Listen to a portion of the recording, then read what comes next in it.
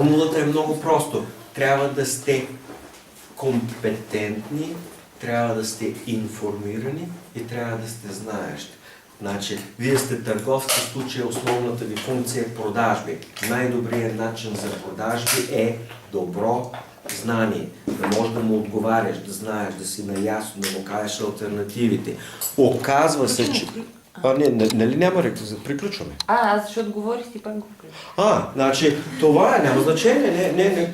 Значи, една от основните начини е да, чрез репутация, да не ги лъжите, да не ги обирате, да не ги прецаквате, той да усеща, че има не просто добра услуга, а че не е прецакан, че не е излъган, т.е. чрез добра информираност, добри познания, добра експертиза и добра репутация. Нали? Тръгнете ли да го лъжите и т.н. да прави дребните далаверки, както продава коли, продава скапани коли, колата катастрофира, на скапане той те продава. Не става така.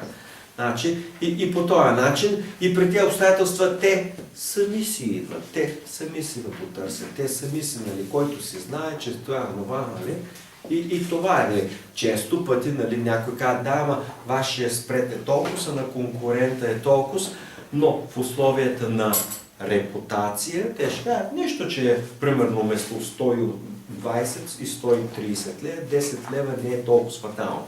Знаеш кои са, знаеш откъде идват вашите монети, директно от монетния двор, няма да продадете фалшива монета, няма да ги излъжете, няма да ги прецакате, няма нещо да не.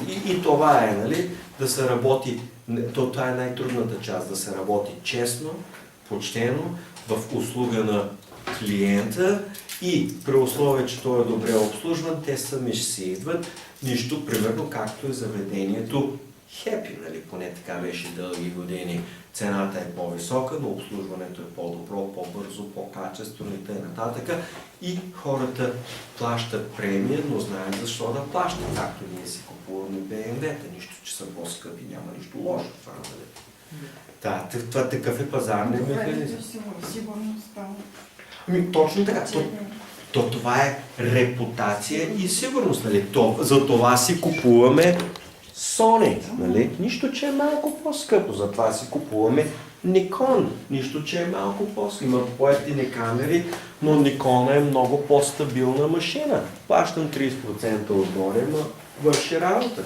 Същото е с Sony, същото е примерно с Mercedes. Такъв е. Това е бизнеса. Един ще работи на древно и на ефтино, друг ще работи с висока репутация, с високо качество. Това е причината американския тройно и петорно по-високи такси има и образованието. Очевидно 3 пъти по-добро. Свищов, Квинс, Алабама.